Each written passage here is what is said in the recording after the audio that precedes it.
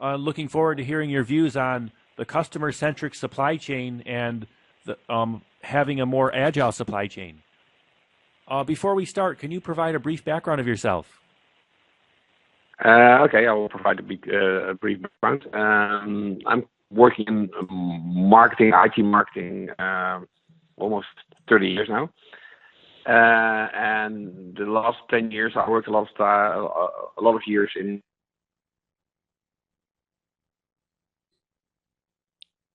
supply chain optimization, advanced planning and scheduling, and that kind of stuff. And one of the biggest achievements, I think, is doing the marketing for a software vendor called Quintic, making them kind of from good to great. Oh, thank you. So, what is a customer-centric supply chain? A customer-centric supply chain, in my opinion, is this supply chain where you directly can interact in your supply chain with your customers, in that sense that you keep your customers always as the priority one in your total supply chain. So it's not the delivery itself, but it is the customer receiving it. So it's not delivering, but a receiving and servicing model instead of a delivery model. And how does this help you have a more agile supply chain? It's the other way around, I think. To achieve that, to be really customer-centric in your supply chain, you need to be agile because you need to be able to shift your supply chain and change your supply chain anytime customer demands is changing. But also, for example, in the case like, let's say a big automotive company has a problem with their airbags and they need to take like 1 million cars back. It has a huge amount of supply chain. What normally happens is that you send out a letter to your resellers, they send out a letter to the customers, and that already takes a month. And next phase is you'll probably get a call, or you can make your own bookings within the next 3 months to replace your airbag, which is a totally non-customer-centric thing. It is, we have a problem, we fix it, and you need to help us. In a more customer-centric supply chain, you can directly change it and directly have your supply chain in direct contact with your customer relationship environment. So that means your supply chain, and your customer can say, by the way, I have time this afternoon. Where can I go in 20-mile radius?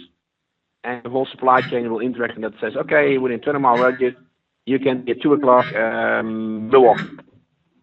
Can you make it? And then via app or whatever, and the supply chain immediately adopts to the direct question, and you have a continuous interaction with your customers, continuous feedback loop with your customers, in order to continuously innovate and improve your supply, and also act on unexpected things. Like another example, from taking back 7 million phones. What do you do in supply chain at the moment besides taking them back? There is something more to do. And can you share with us a little bit of how it's done? It's still very hard to be done because the first step is what are you using for your supply chain solution? Because the big question is, if you have a supply chain solution which is kind of multiple over your organization, it means that you have for demand planning, inventory planning, logistics planning, you have different supply chain environments, then it's very hard to do that, because then you basically drive your supply chains based on sub-optimization and try to do one scenario over sub-optimized environments. It's kind of impossible, especially when it needs to be on a real-time basis. So the first thing is to look at your whole supply chain. How really agile is it? Is it really managed as one scenario, as one environment? Is there no sub-optimization in it? Is there no priority first, second kind of situation? So that's the first step. You need to fix that, and then you need to interact your customer environment, which is normally in a CRM system or something else, or even it might be an omni-channel environment. And so you connect your omni-channel environment directly to your supply chain, and basically it might even be that directly from that environment, customers can steer your supply chain. So you can continuous change of scenarios based on customer demand, instant. Which is something we might reach in a couple of years. I don't think there's really a company who has it already. Oh, that's interesting. But And thanks for sharing. Did we? Did you have any other recommendations? yeah, the most important recommendation is that companies who are not aware of the fact that you need to be in constant feed-forward feedback environment with your customers, and that your supply chain strategy and your customer interaction strategy should be one strategy. If you don't understand it, you have a lot of homework to do. And thank you for sharing today. Okay, you're welcome.